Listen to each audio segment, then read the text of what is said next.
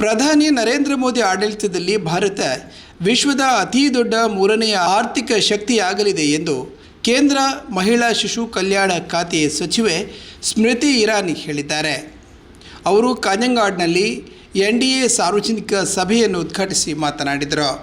ಮತ್ಸ್ಯ ಸಂಪದ ಯೋಜನೆಯ ಪ್ರಕಾರ 400 ಕೋಟಿ ರೂಪಾಯಿ ಮಂಜೂರು ಮಾಡಿದ್ದರೂ ಕೇರಳ ಕೇವಲ 72 ಕೋಟಿ ರೂಪಾಯಿ ವೆಚ್ಚ ಮಾಡಿದೆ. 50 ವರ್ಷ ಪ್ರತಿನಿಧಿಸಿದ ಕಾಂಗ್ರೆಸ್ ಅಮೇಠಿಯಲ್ಲಿ ಯಾವುದೇ ಅಭಿವೃದ್ಧಿ ಸಾಧಿಸಿಲ್ಲ. ನಾನು ಸಂಸದೆಯಾದ ಬಳಿಕ ಕಳೆದ 5 ವರ್ಷದಲ್ಲಿ 4 ಲಕ್ಷ ಮನೆಗಳಿಗೆ ನೀರಿನ ಸಂಪರ್ಕ ಕಲ್ಪಿಸಲಾಗಿದೆ ಎಂದರು.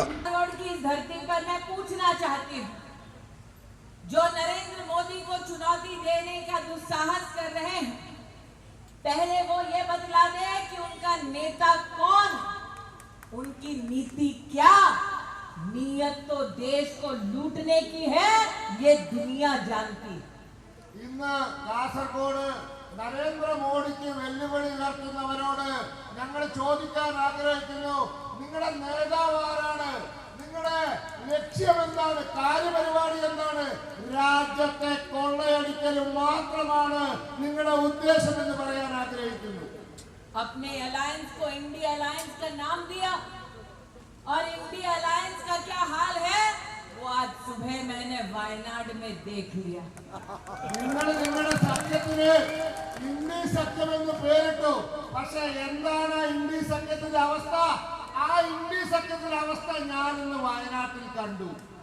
वायनाड में लेफ्ट पार्टी कांग्रेस पे प्रहार करती है, हाथ जोड़कर कहती है कि लड़ना है तो बीजेपी से जाकर अमेठी में उत्तर प्रदेश में लड़ो.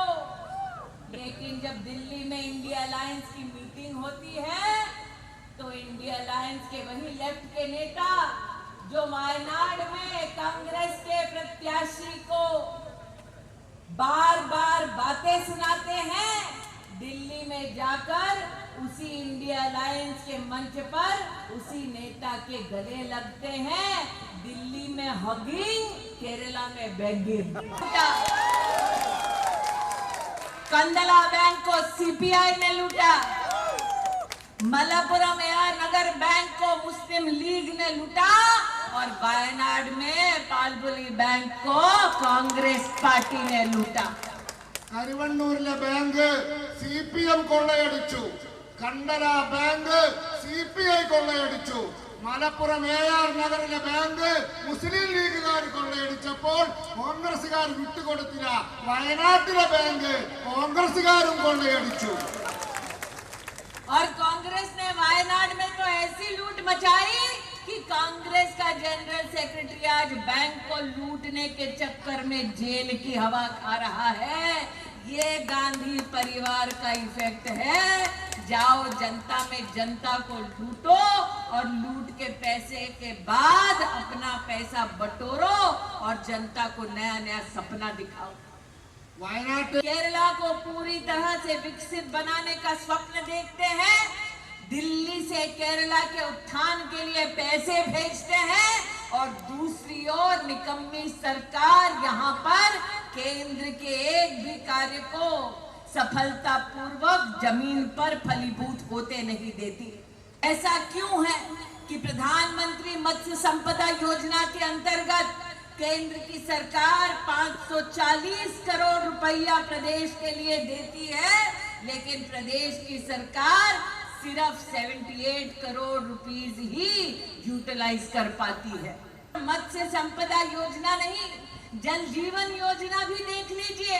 मैं अमेठी की सांसद हूँ, वहां पर 50 साल गांधी खानदान का राज था, लेकिन 5 साल भारतीय जनता पार्टी की मेंबर ऑफ पार्लियामेंट के नाते हमने 4 लाख घरों में नल से जल दिलवाया. लेकिन अब तक वो नल कासरगोड के हर घर तक क्यों नहीं आया? गांधी खानदान का राज रहा, लेकिन एक बार भी रेलवे स्टेशन का अपग्रेडेशन नहीं हुआ, डेवलपमेंट नहीं हुआ. अमेठी में आज रेलवे स्टेशन का डेवलपमेंट भी मोदी ने करवाया. इसलिए आज कासरगोड की जनता से कहना चाहती हूँ, अमृत भारत रेलवे स्टेशन के अंतर्गत कासरगोड को 24 करोड़ की राशि नरेंद्र मोदी ने दिलवाया. दिन से कहने आई हूँ कि ये जो दिल्ली में हगिंग और केरला में बेगिंग कर रहे हैं, इन्होंने पहले भी अपने गठबंधन और अपनी दोस्ती यारी में सरकार केंद्र में चलाई। जब इनकी दोस्ती यारी में सरकार केंद्र में चल रही थी और जब मोदी देश के प्रधानमंत्री बने, उसमें फर्क क्या है आज बतलाना चाहती हूँ। मोदी के राज में अमेठी की सांसद होने के नाते आज मैं केरल में गर्व से कहती हूँ कि रेलवे ने 6 गुना ज्यादा पैसा केरला को नरेंद्र मोदी के प्रधान सेवक बनने के बाद दिया। ये तब संभव नहीं हुआ जब केंद्र में कांग्रेस की सरकार थी। ಎನ್ಡಿಎ ಚುನಾವಣಾ ಸಮಿತಿಯ ಚೇರ್ಮನ್ ಎಂ ನಾರಾಯಣ ಭಟ್ ಅಧ್ಯಕ್ಷತೆ ವಹಿಸಿದ್ದರು. ಬಿಜೆಪಿ ರಾಜ್ಯ ಕಾರ್ಯದರ್ಶಿ ಕೆ ಶ್ರೀಕಾಂತ್, ಲೋಕಸಭಾ ಕ್ಷೇತ್ರದ ಬಿಜೆಪಿ ಅಭ್ಯರ್ಥಿ ಎಂಎಲ್ ಅಶ್ವಿನಿ ಈ ಸಂದರ್ಭ ಮಾತನಾಡಿದರು. ಬಿಜೆಪಿ ರಾಜ್ಯ ಕಾರ್ಯದರ್ಶಿ ಕೆ ರಂಜಿತ್, ಜಿಲ್ಲಾ ಅಧ್ಯಕ್ಷ ರವೀಶ್ ತಂತ್ರಿ ಕುಂಟಾರು ಉಪಸ್ಥಿತರಿದ್ದರು.